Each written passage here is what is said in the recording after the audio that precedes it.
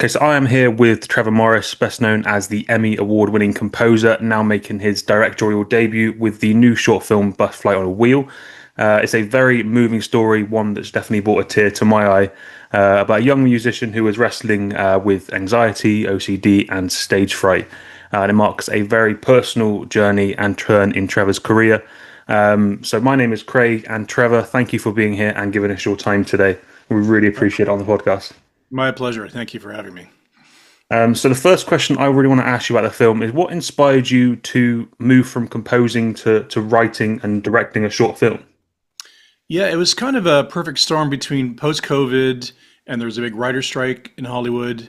And I'm a creative person. I need to create. It's just sort of how I'm built. Hmm. And I started writing an animated movie because I have kids, and I did that. I wrote a whole animated feature, and I found myself enjoying that outlet. And then I kind of went through a very difficult time in my life. I would say almost a rock bottom kind of a moment. Okay. And out of that came this idea of, okay, let's start with your earliest, like what's good, basically. You Yeah. know, what's good in life. And my first memory that I have that's really warm and positive is my grandmother sitting in my grandmother's lap and her playing Puff the Magic Dragon on the piano to me. And that became the beginning of this exploration of myself and the artistic journey and that whole thing. And that's where Butterfly on a Wheel came from. And I actually put it away, did something else, and came back to it and decided, you know what, I should probably direct this. I think not that I'm a great director, but I'm the perfect guy to do it because I know the story so well. And it kind of went from there. That's amazing. So would you say this is more of like a personal story than more of inspiration from somewhere else?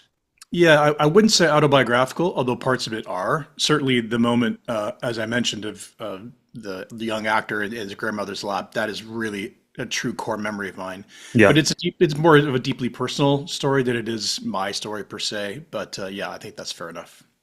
No, that's amazing. So where did the inspiration regarding the anxiety and OCD and stage fright come from? Was that something that you perhaps experienced, or was that something that others experienced that you maybe wanted to tell with the music?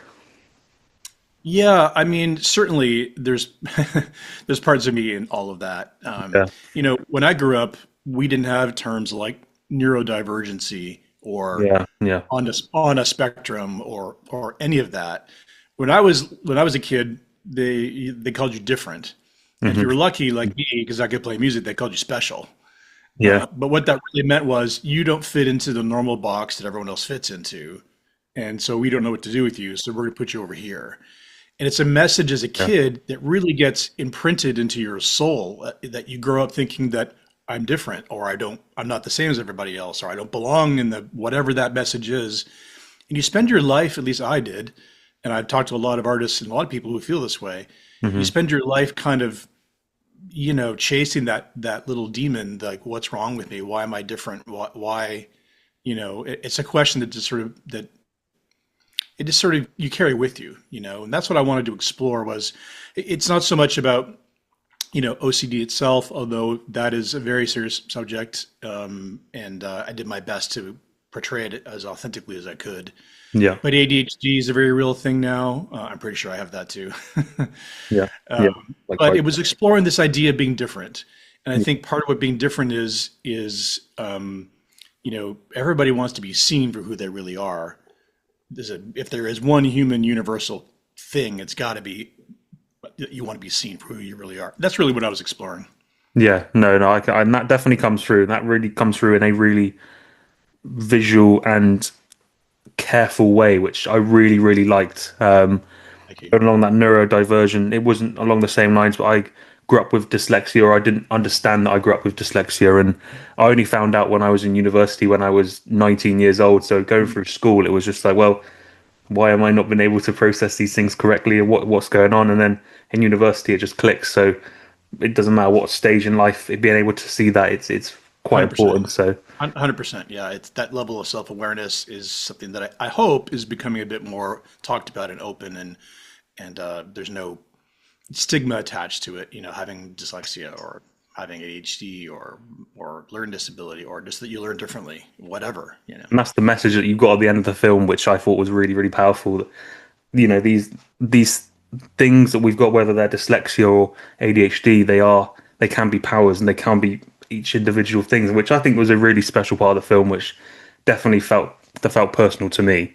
I appreciate that, and I ended on that note for a reason that the people that I've talked to and the people that I've met and the people who come to me since this movie's become a living, breathing thing talk about how, let's say, dyslexia, what that did is what they lacked in the ability to learn a certain way, they Mm, shouldered into things that they were good at, and that yeah. made them better at what they ended up doing. So the superpower comes from what is supposedly the defect, and it's just a different way of looking at it, and it really is something I believe to be true. I couldn't agree more. I couldn't agree more. Um, I wanted to ask you about the title in regards to the title Butterfly on a Wheel. What does that mean to you, and how did you come about naming that for your short film? Sure. Yeah. A Butterfly on a Wheel is actually a poem from 1736, if you can believe that, by Alexander Pope. It's been quoted in different ways in different movies and song lyrics over the years, but the essence of it is that the wheel breaks the butterfly. It's actually about torture. But what I took it as a metaphor is this idea of exerting this enormous amount of force to accomplish something very simple or small. And to me, the butterfly, the wheel breaks the butterfly. The idea that we as human beings, we get in our own way a lot. We're really good at it. I don't know why, but we tend to make, something that should be relatively simple, we make it difficult for ourselves.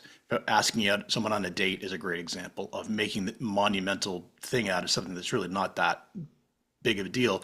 So the title was inspired. It's sort of my metaphoric riff on the idea of this enormous amount of effort that is put forth to accomplish something small. In this case, our character is just trying to get out the door, make it through the day. You Yeah, know, yeah. that's the literal. That's what we see on screen. But I think it's also part of our search for our authentic self and accepting ourselves for who we are, and that we put all other people's opinions in our way. I mean, I certainly grew up more aware of what people thought of me than I should have. I think again, Hmm. a lot of us do that, and certainly in a culture of visibility vis-a-vis social media, we do it at scale. Yeah.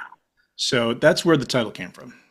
No, I like that. And I when I was thinking about the title, I was thinking about so Jason's sort of transformation throughout the story. Um, do you think do you think that he fully transformed at the end, or do you think he's still going through that process Well, it's of understanding himself? well, certainly, yeah, certainly, and the butterfly being a transformative, living, breathing thing. No, the hope was again in the 33 minutes I had to tell this story that he goes through a healing journey on his own, and then he emerges and is able to face his fears and have that lightning in the bottle moment. Yeah. It's not supposed to end with a bow wrapped on it and he's magically cured and everything's great. It's kind of the word I would use is possibility. I'm hoping to leave with, what possibility is in his future, whether it be musically or reconnection with this girl that he fell in love with and then he messed it up. I had a deep research consultant on OCD, and people do get past it, or learn to live with it. It's just a passenger in their life, is the way he described it. So it's not meant to be all the sunshine and rainbows. It's meant to be, Yeah. he did the work, and at least that's how we're trying to portray it. And he faced his fear of stage fright and got to actually play music, and that lightning in a bottle moment happened for him, which is a huge breakthrough. And the visual we're left with is him being seen by the love interest. Her name is Sorrel in the movie. Hmm. And that's the feeling that I feel is universal, is that she looked at him like, I see you. Yeah, which I thought was really powerful. That moment where he was able to play the piano in that crowd and Sorrel was watching on was, I think, the best part of the film because he really was able to overcome that fear and having someone that connected with him, watching him, being able to experience that was just a really emotional, amazing scene that I just thought was just Yeah. complete standout, and I absolutely loved it. Yeah, thank you very much. I mean, the again, not to keep qualifying that it's a short movie, but when they have their breakdown moment, she probably could have been, I'm out of here. Like, I don't want anything to do with this guy. Mm. But she didn't. She hung around and she kept tabs on him. And then she heard about this concert and shows up, and it's a very powerful moment, and all credit to my actors who obviously stuck the landing huge on that. And of course, cinematography and music's all got to come together to deliver that moment. But that was really the moment we were aiming for, and I feel like we got it. No, absolutely. I couldn't agree more. Sort of touches on the next sort of process, specifically Jason. How did you come about the casting process for him? Was he among a number of people that were quite prolific in wanting to be cast in this, or do you see him and think, okay, this is the person I want to work with for this short film? How did that come about? Yeah, I'll tell you, of all the, because also Butterfly and a Wheel was my quote unquote film school, because I didn't go to film school. So I self-taught it completely. Okay, amazing. But I think that I'll tell you this, man, the process of casting was an eye-opening one. And so we had a casting director and a lot of people who looked at the part sort of read for it. And I didn't know what I was looking for, but it's a war of attrition, right? You go, no, not that guy, not that guy. I knew I wanted someone, obviously the camera's got to love him because he's our star, but I wanted someone who was a little bit different looking. I didn't want perfectly classically handsome. And we were struggling, man, to find someone. And then as it turns out, an actress who I'd met to play Sorrel, who didn't play Sorrel, we're still good friends to this day.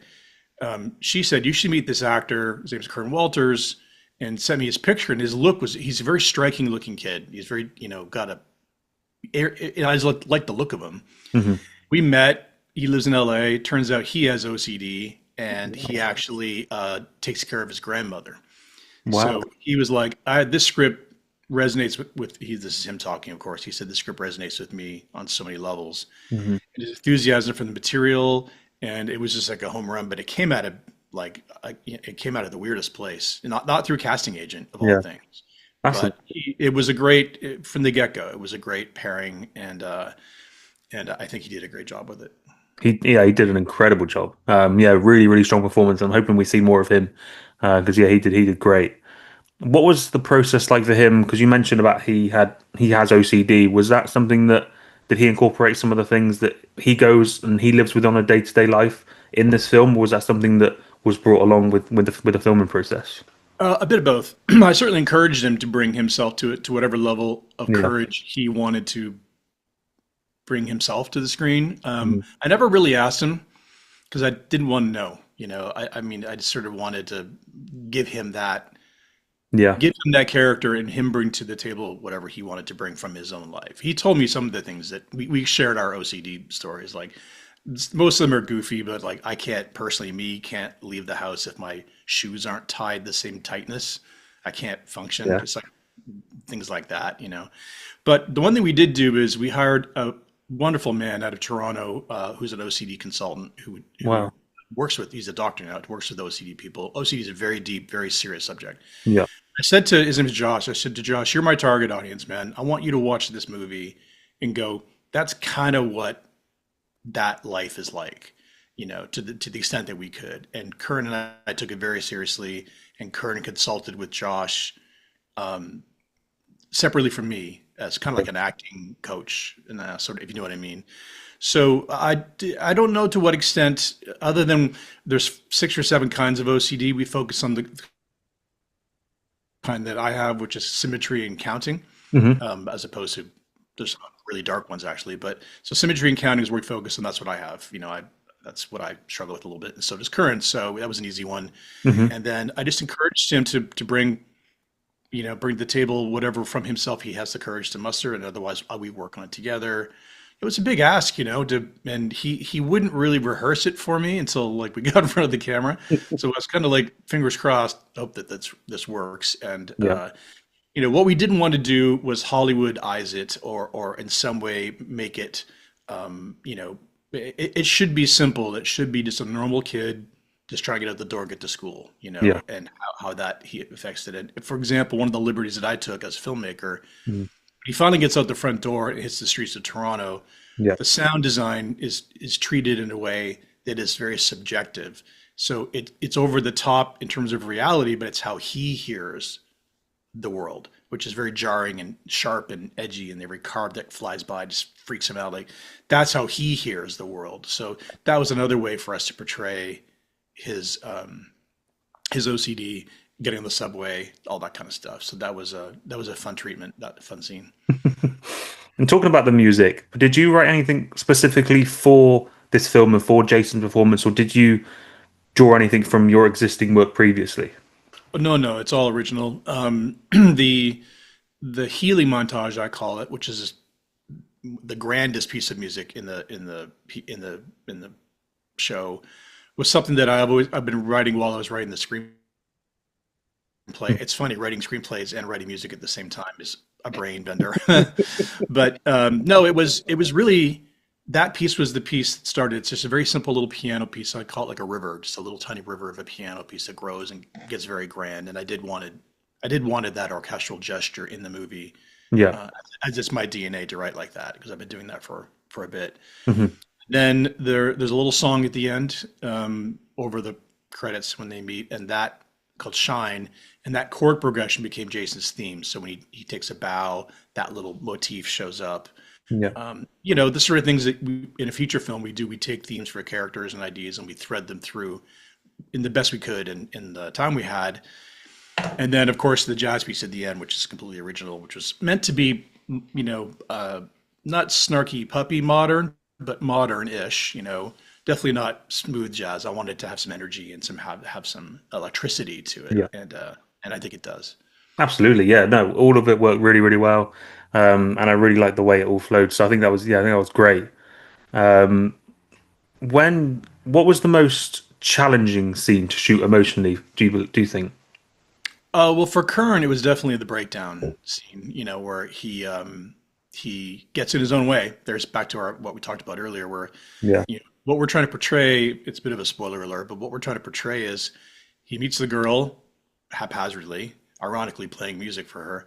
She comes over. The date's going well. We want the audience to feel like, man, this is going okay. Like Hmm. he's getting out of his way, and then of course gets triggered, and then gets in his own way, and messes it up. That was a very challenging scene for him. Very brave. We had to get a lot of the crew out of the room to give him some space. Yeah. Um, and he went all the way there, and I gave him permission beforehand because again we don't rehearse these sort of things. Yeah. And I said to the camera guys, be in focus, as it may only happen once. And as a matter of fact, that's actually the first take is what's in the First movie. take. Okay. Well, amazing. So for the actor, that was the most challenging. And for me, it was capturing the jazz performance, which was actually day one of the shoot. Why did I do this to myself as a first time director? No idea. But I'm out there with all the lights and all the players, and it was like, oh, it was a lot. But so that was technically challenging, and we didn't have a lot of time. So as a filmmaker, that was a scene that was like the most, it's fun in retrospect. It's like we forget the pain of it. You just remember the glory of it. Yeah. Yeah. It's certainly for Kern going to that place, that emotionally, fragile place. And there were tears being shed on set by hardened film crew. So I think we got something good. No, absolutely. Yeah. I think his performance was incredible, and the fact that that was the first take as well just shows how impressive he is. So yeah, like I said before, I hope we do see him some more because he was brilliant. Yeah. Focusing more on sort of Jason, but more extensively to the wider audience, what would you say to perhaps young creatives who feel held back by sort of stage fright or perfectionism, or perhaps if they're dealing with sort of neurodiversion where perhaps they're struggling? What would you say to them? I mean, the message of the movie is, put it this way, the movie is about a kid with OCD and stage fright, but what it's really about, at least this is my hope, is someone on the search for their authentic self, their authentic voice. That's the message that I really want to send that resonates with people. And I think we all want to be seen for who we really are, but do we see ourselves as who we really are? It's kind of question number one. So I think getting past something that is in your way, whatever that may be, like you said, it could be dyslexia, it could be, ADHD, it could be stage fright, it could be whatever is in our way, and it can be totally legitimate. Yeah. I think a lot of the answers to that lie in us just learning to love ourselves a bit more and realize that our authentic voice has a place in the world and it is valid and that it matters, and that we don't have to fit into someone else's convention about who we are or what we're supposed to look like, how we're supposed to act like, and it's giving yourself permission to be yourself, which is a lot harder than it seems. As a matter of fact, my spiritual counselor talks about working with people who are deathly afraid of their authentic voice. They're like, I don't even want to touch that from Wow. trauma, from Wow. childhood stuff like that. So it's a deep subject, but Yeah. I do think that I do believe after having made this movie and talking to people that anyone who is willing to be brave enough to try to find their authentic self is probably the most important journey you'll ever go on in your entire life. And for me, it unlocked all sorts of doors of what I just stopped really caring what other people think. And it's not limited to creatives, of course, but I find creatives, most of the creatives that I meet somehow are all in this Pandora's box of something, Yeah. Yeah. so makes us good at what we do. But I think it applies to everybody that that your what makes you different is your superpower. It just takes a lot of courage to embrace that, and that's the hope. If one person watches this movie and goes, "Oh, that's the takeaway," and all of a sudden, like you mentioned, you're dyslexic, but that probably shouldered you into other things you're better at, makes you successful. That's the winning, formula, if Yeah. there is such a Yeah. thing. But that's what my advice is, just to find a way to embrace who you really are. Yeah, no, that's what I took from it. I took from I feel like I was someone, I feel like I resonate with that quite a bit. I feel like I was someone that perhaps struggled for a long time to really accept perhaps who I was and be sort of happy with that. And I feel like seeing this portrayed in a short film in such a powerful way was really moving and it really connected with me. And I just want to thank you for that because just seeing that was just great. And I feel like for someone like me who has struggled personally before, it was Mhm. really nice to see that portrayed really, really well and carefully. And just, yeah, I just thought it was great. I just thought it was Thank you. really, really great. Thank you very much, man. It really means the world to hear that it's resonating. And I think, again, it's a small story on purpose. Yeah, But I think the idea that, and listen, the two things about short films I'll say is Christopher Nolan, my filmmaking hero, said it's much harder to make a short film with a beginning, a middle, and an end than a feature film. And I believe that to be true, and I think we accomplished that. But I I vote for the Oscars on short films. I see them all, and a lot of them tend to be they're all the human condition, sometimes very, very dark, and I understand why, But I wanted to tell a story that resonated, but left with a little bit of optimism, a little bit of like, or at least poking some curiosity as to what it would be like if something is in your way. That there's something on the other side of that. That once you accept yourself, people start to accept you. And ironically, once you accept yourself, what makes you different, you accept other people, what makes them different, and tolerance yes, goes up, and yes, humankind gets yes. better and stuff. So there's a lot of layers to it, but it was something I wanted to explore, and hopefully, you know, stick an emotional landing and leave some residue on people that it after they see it. Yeah, that's what I think is really great. Is you were saying about how it's finding hard to find a start, middle, and end, and I feel like that was done really well in this because even you see some films which can perhaps be 2, 3 hours long, and I feel like the story still is there, the plot holes are still there, but for this 33-minute short film, you get the start, middle, and end just perfectly wrapped in that time, just executed really, really well, telling such a powerful story, and I feel like it just works really well. And I hope people go and see this film and watch this film because I hope it resonates as much as it has with me with other people. And yeah, I absolutely adored this film. Absolutely adored it. It really means the world. I really do appreciate that. I can tell you being heartfelt about it. And I hope that it gets an audience, as all Yeah, filmmakers do, because I feel that I had something to say. And generally speaking, it seems to be well received. We've screened it a few times yeah, in Toronto and other places. And, the reaction, it's much more moving than I was expecting. Having strangers come up to you and cry on your shoulder afterward, you made this movie just for me kind of feeling. So that's an that's amazing. incredibly satisfying thing for me, for sure. Yeah, no, that's amazing. That's really great, and I hope that continues to do that. My final question was: do you see this as the beginning of a new creative chapter for yourself? Are we getting more short films or feature films from yourself, perhaps? Yeah. So good question. When I signed on to direct this, my producing partner said, "Okay, here's what's going to happen. You're going to do this whole thing. You're going to write it, cast it, direct it. score it, post the whole thing. There's only one of two possibilities. One is you're going to go, I never want to do that again, or you're going to get the bug, and I definitely got the bug. So That's great. there was talk about turning Butterfly on a Wheel into a feature, just because it Okay. can reach a wider audience. But I'm already writing and in prep on a feature film, which will be my debut feature film. Amazing. It's a mystery thriller set in South Florida. So that's happening, and I'm really embracing this. I'll tell you one thing about a new chapter in one's life at any age, but certainly at my age, is as you get older, I find that true newness is, unless well, children are different because my kids are different every day, but other than that, true newness is hard to find. You Yeah. know, travel maybe does it.